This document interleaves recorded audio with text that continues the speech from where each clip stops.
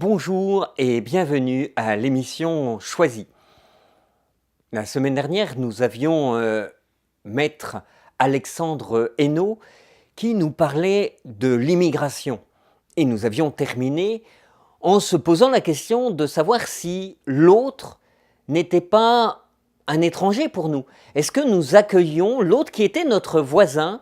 Est-ce que réellement, quand on parle d'accueil de l'étranger, eh bien, est-ce que nous ouvrons notre cœur aussi à l'autre? Est-ce que l'autre, qui est pourtant pas tellement différent de nous, puisque c'est notre voisin, que nous pouvons le connaître, puisque nous partageons un espace, une ville en commun, eh bien, est-ce que nous l'accueillons? Ou alors, est-ce que nous le traitons réellement comme un étranger?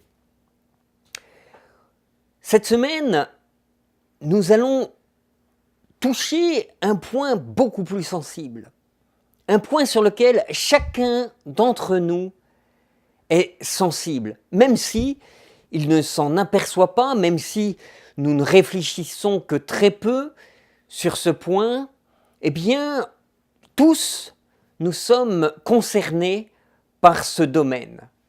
Je veux parler du temps.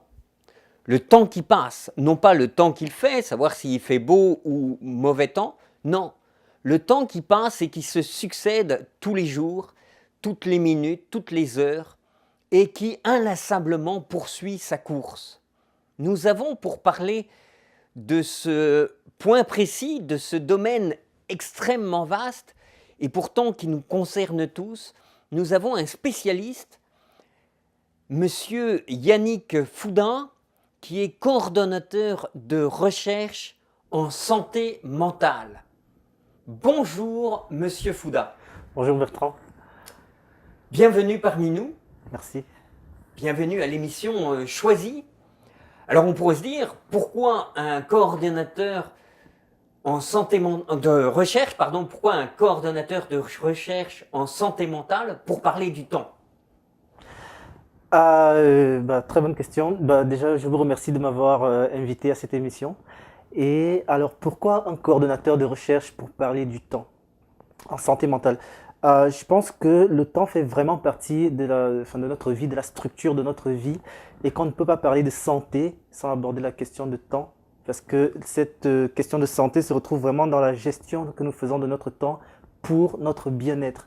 Du coup, dans ce qui concerne la santé mentale, ça touche directement au temps et voilà. Et donc effectivement, on n'a pas la même structure quand on est plus petit ou quand on est...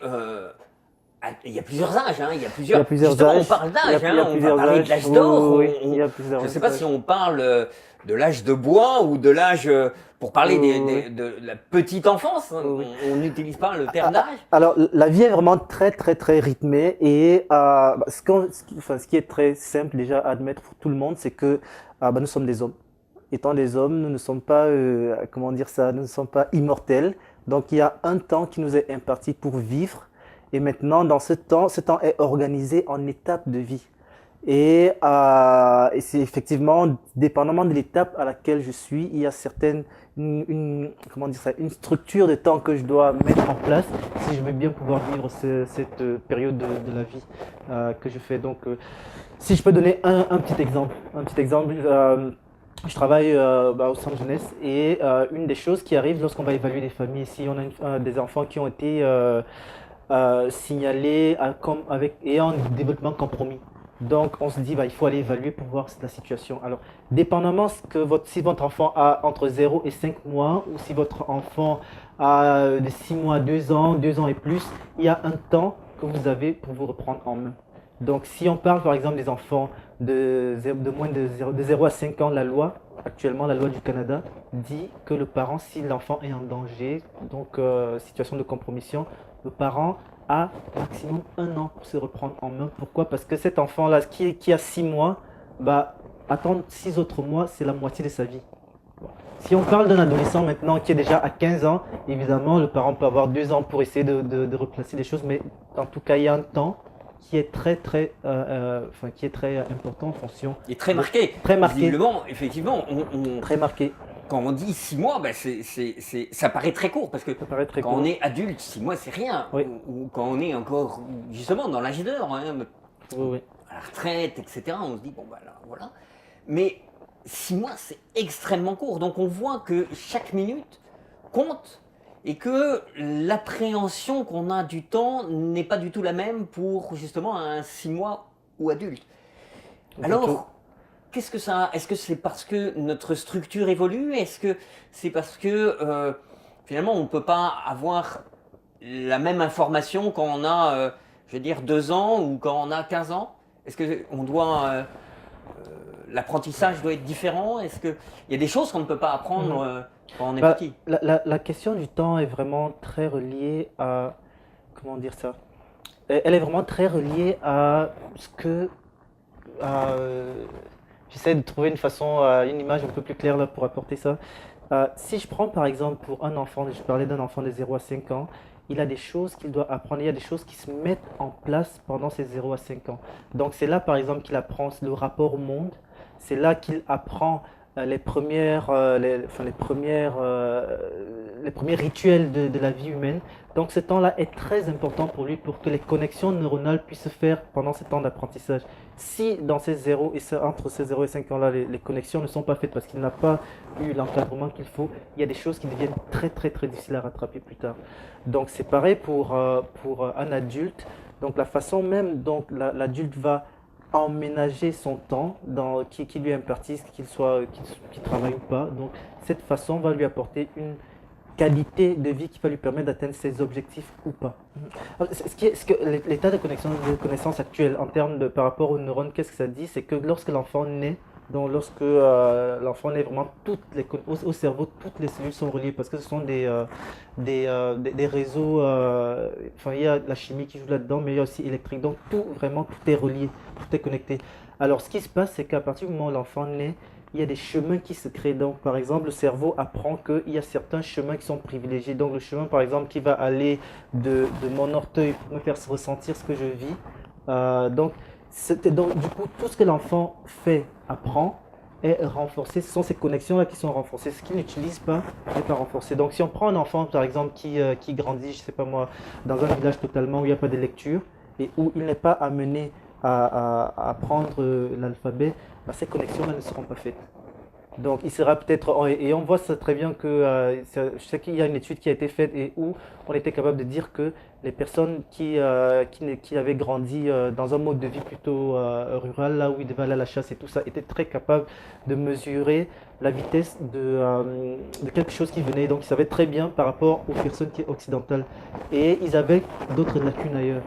Donc, du coup, au niveau neuronal, vraiment, il y a un temps très, très, très crucial pendant lequel il faut que les choses se placent. Sinon, c'est tard. Sinon, c'est vraiment trop tard. On a encore l'exemple avec les enfants de la guerre qui ont été orphelins à la Deuxième Guerre mondiale. Donc, on a pris ces enfants qui se sont retrouvés orphelins et les enfants, on les nourrissait, on les mettait dans des orphelinats. Donc, on les nourrissait, mais ils ne faisaient que dépérir. Et on s'est rendu compte que ces enfants-là, à partir du moment où on leur avait donné des familles qui étaient capables de leur apporter l'affection, de leur apporter l'amour, il y a des connexions qui se recréaient au niveau biologique là. Mais ces connexions ne pouvaient plus atteindre comment dire, le potentiel, le potentiel maximum qu'elles auraient pu si ces enfants-là avaient eu cet amour-là dès le bas âge. Donc il y a vraiment une notion, il y a vraiment une notion importante qui se joue à ce stade-là de l'enfance. Et là où je voulais en venir, c'est que finalement, ça rejoint toute notre vie d'adulte. C'est-à-dire que pour pouvoir maturer de façon, pouvoir grandir et puis maturer de façon saine, normale, il y a à chaque moment, chaque période de la vie, il y a des choses, des étapes que nous devons franchir et pour lesquelles il faut prendre le temps nécessaire de vivre. Donc un adolescent, par exemple, il arrive à toute l'étape de l'identité, la formation de l'identité. Et lorsqu'il arrive autour de 18 ans, 19 ans, c'est très relatif, il doit apprendre les étapes de la vie adulte. Donc, et l'adolescence, c'est la période pendant laquelle j'apprends à m'attacher à l'autre, à une fille, donc j'apprends à connaître un peu c'est quoi l'autre sexe. Donc il y a tout un apprentissage. Pour des personnes qui passent ce temps-là sans avoir pris le temps de vivre la chose et de bien la vivre, ça devient plus compliqué à l'âge adulte. Alors justement, vous qui travaillez auprès des familles, qui avez une expérience de famille très très divers, eh bien, d'ailleurs très divers à plusieurs sens, hein, aussi d'un point de vue culturel, parce que c'est pas la même famille dans votre pays d'origine et à Amos ou à Montréal. On voit bien que la famille, c'est quelque chose d'important visiblement, puisque c'est elle qui va amener l'enfant, le petit bébé, à devenir un enfant, à devenir un adolescent, puis à devenir un préadulte, puis un adulte, Totalement. puis un homme ou une femme Totalement. en pleine possession de ses moyens. Totalement. Et de ce que j'entends, hein, c'est que dans le temps qui va s'écouler, eh bien, si on rate une marche, on peut rattraper peut-être la deuxième marche, mais si on rate 3-4 marches, là, il y a un gros problème. J'ai entendu le cas d'une dame dont l'enfant était en compromission. Donc la dame, elle partait souvent travailler. Et compromission, ça veut dire tout simplement qu'on juge que l'enfant ne se développe pas normalement comme il devrait. Donc il n'a pas tout ce qu'il faut pour pouvoir se développer. Alors l'enfant de la dame était dans cette situation, mais la dame, elle allait travailler quelque part en région. Et elle se disait, moi je vais encore travailler à peu près 2-3 ans, aller en région, travailler pendant 2-3 ans pour me faire de l'argent. Comme ça, je pourrais m'occuper de mon enfant. Or, l'enfant avait 1 an et les besoins qu'il avait, que la maman devait rencontrer à ce moment-là, n'étaient pas rencontrés. Et l'enfant était en train justement de dépérir. On disait, c'est pas possible parce que ce temps que vous prenez pour aller chercher de l'argent, c'est un temps important que vous ne pourrez plus rattraper avec votre enfant. Il y a des choses que vous... Alors justement, ça c'est très important parce que beaucoup de parents, j'allais dire, disent, mais je fais tout ça pour lui. Oui. C'est pour lui que je le fais. Ok, je ne suis pas avec lui, mais je veux qu'il ait un ordinateur, je veux qu'il ait la télévision, je veux qu'il ait... Moi, j'ai manqué de ça quand j'étais petit et j'étais frustré. Et donc, ok, je passe pas du temps avec eux, mais je le fais pour eux. Oui. La société nous a quand même placés dans une drôle de situation. C'est une situation où on doit... ça n'a pas changé, il faut toujours se battre pour sa survie. Mais ce qui change actuellement, c'est qu'on doit être de plus en plus efficace en peu de temps. Donc, il y a des coupures budgétaires, là, il y a des personnes qui vont à la retraite qui ne sont pas remplacées. Et donc, ton patron s'attend à ce que tu puisses avoir le même rendement en peu de temps. Donc, on est quand même placé dans une situation où les gens portent sur le poids la notion du rendement. Donc, ça, c'est déjà en termes de demande là, de l'employeur. Maintenant, en plus de cette demande de l'employeur, il y a le besoin qui est créé aussi par la société une société de consommation. Il faut avoir pour être. Donc, on n'est pas pour avoir, mais il faut avoir pour pouvoir sans se sentir quelqu'un. Donc, il faut multiplier les activités qui permettent de faire rentrer de l'argent. Et donc, tu te dis, la meilleure façon d'assurer la survie de ma postérité, c'est de faire plus, c'est d'emmagasiner. Oui, c'était ça il y a je sais pas, 1000 ans, où il fallait aller à la chasse pour assurer la survie de sa famille. C'est encore vrai aujourd'hui, mais aujourd'hui c'est un peu... Mais j'ai l'impression que c'est même pire. C'est pire, mais c'est devenu vicieux, parce que aujourd'hui, si on prend vraiment la notion de temps, je pense que j'ai suivi une de vos émissions avec Arthur Téné. Je pense que vous parliez à ce moment-là de la capacité des personnes à se récréer sans les technologies qu'on a maintenant et comment la technologie devenait... Notamment dans l'habitat, dans la question de l'habitat. Voilà, comment la technologie devenait un écran.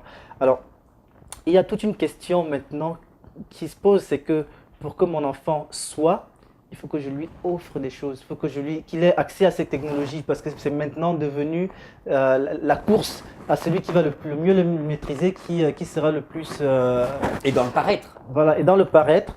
Donc plus mon enfant, on a l'impression que plus mon enfant a des outils technologiques, plus il va être concurrentiel par rapport à sa génération, et donc plus je vais pouvoir assurer la survie de ma famille dans le temps. Alors qu'en fait, visiblement, on n'est pas du tout dans ce schéma-là. C'est-à-dire que, d'un côté, on pourrait peut-être carrément décrocher de cette course et puis se dire, non, on va même bannir peut-être tout ce qui est sans aller à l'extrême, mais s'éloigner de cette course technologique, Ouais. voire laisser de côté la télévision, les ordinateurs, etc. Et puis, regarde, prends un livre et on va passer même du temps en famille, tout simplement. Oui. Ouais, quelque chose qui me frappe beaucoup depuis que je suis en santé mentale, c'est ce que à un moment, on avait, c'est-à-dire que il y avait des problèmes de santé mentale, il y a des problèmes de santé mentale qu'on a essayé tout premièrement de traiter avec alors, des thérapies. Donc ça ne marchait pas, on trouvait que c'était, enfin, ça marchait, mais on trouvait que c'était très cher, c'était pas assez scientifique. Là, on a viré vers la pharmacologie, donc la pilule du bonheur, comme certains aiment l'appeler. Bah, tu es en dépression, allez, je te donne une pilule et puis ça va aller mieux.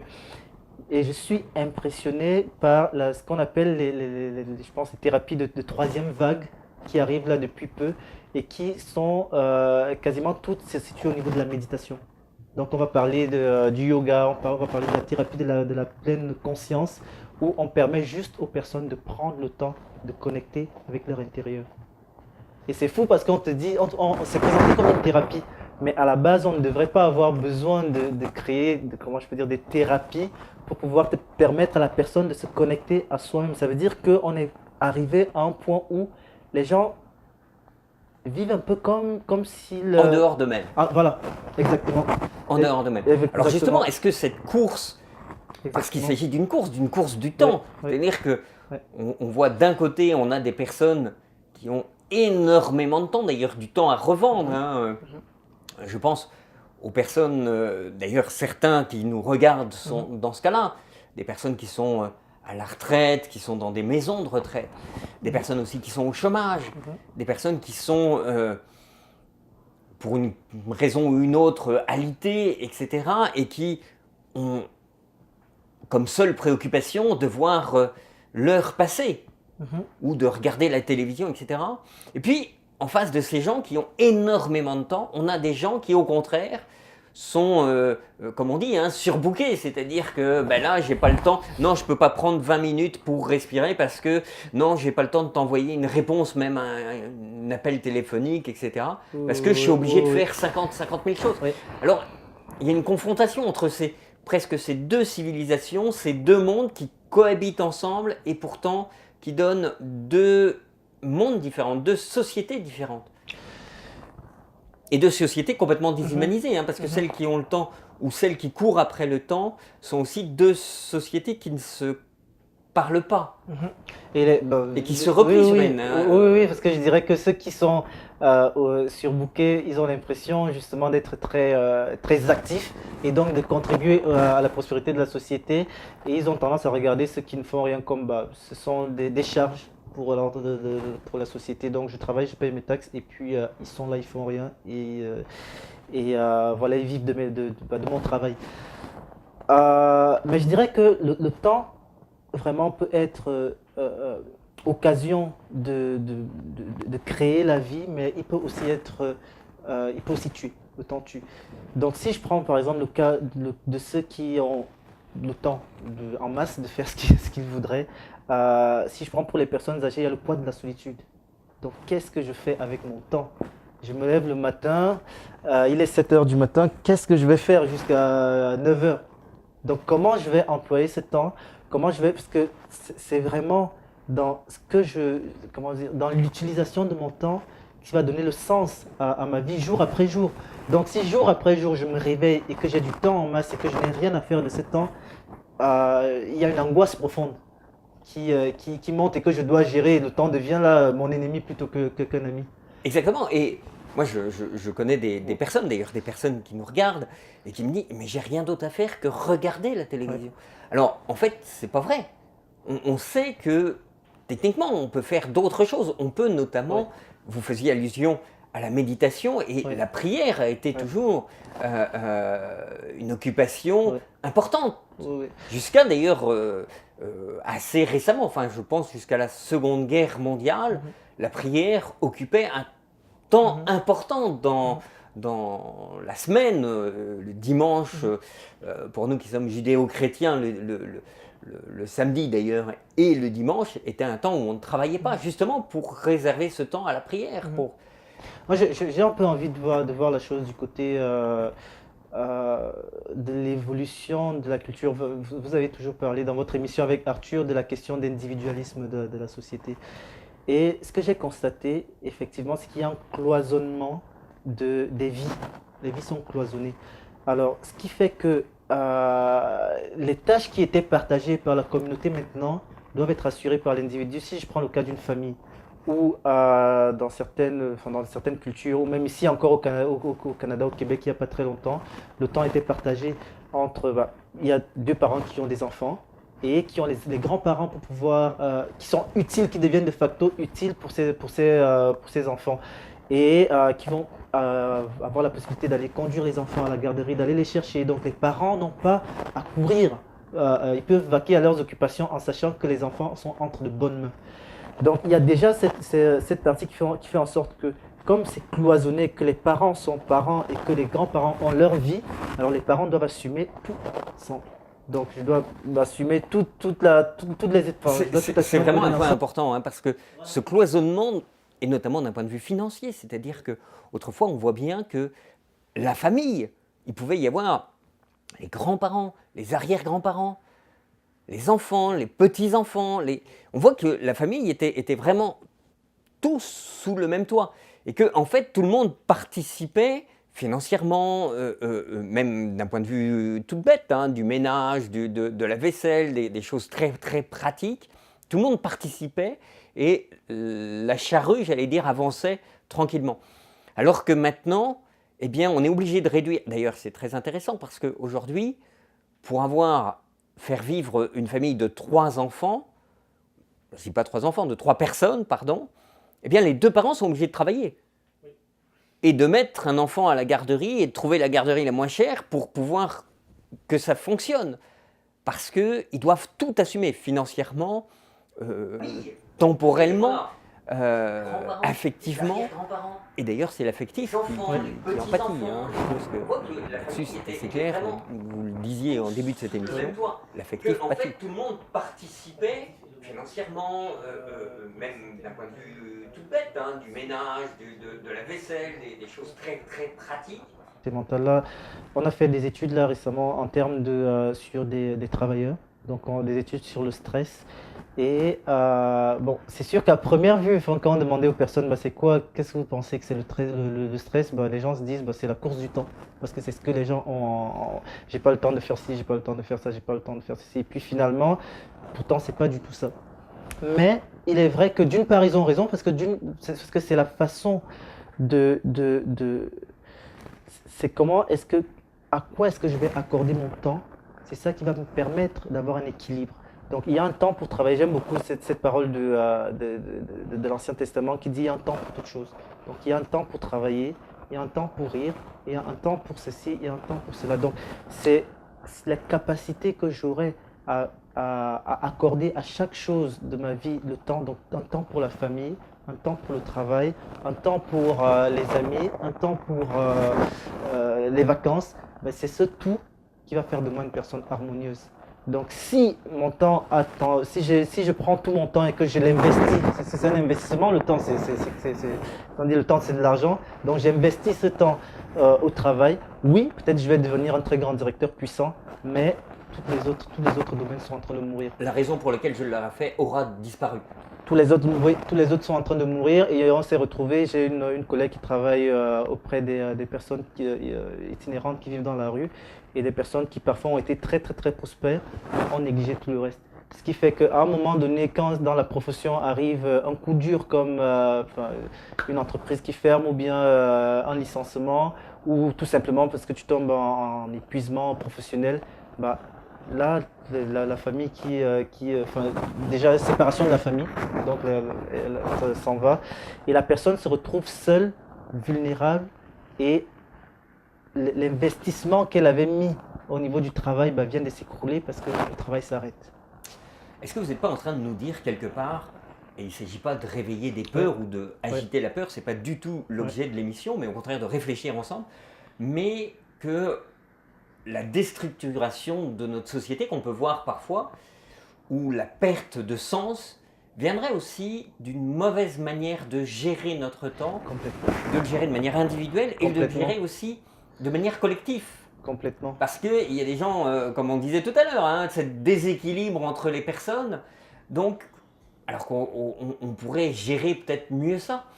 Et on pourrait peut-être aussi, personnellement, individuellement, chacun chez soi, se dire, ben, finalement, quelles sont mes priorités? Et est-ce que, dans le temps, je me les mets un peu de manière structurelle? Est-ce que je me donne des outils? Est-ce qu'on pourrait avoir des outils, justement, pour structurer notre temps? Et se dire, ben, oui, moi je suis en train de gagner plein d'argent, puis je travaille pour gagner beaucoup d'argent, etc., d'amasser. Bon, j'écoute l'émission, je me dis finalement, oui, je gère mal mon temps. Est-ce que je pourrais avoir des outils pour gérer mon temps? Personnellement, je pense que le meilleur outil pour, pour gérer le temps, c'est la priorité. C'est quel sens je veux donner à ma vie. Donc, c'est sûr que si, pour moi, ce qui est important dans ma vie, c'est de devenir riche à tout prix, je vais mettre une grosse partie de mon temps à travailler à devenir riche. Donc, si ce qui est important pour moi, c'est de construire une famille saine, parce que des familles, on peut en construire, mais de construire une famille saine, bah, l'investissement que je vais mettre en termes de temps sera fonction de cette priorité de ce qui me tient à cœur. Et je pense que c'est vraiment de là que ça part. Et après, tout le reste, c'est clair à travers ça. Donc la priorité, ma priorité est... non, je vais prendre la chose à l'inverse, c'est-à-dire que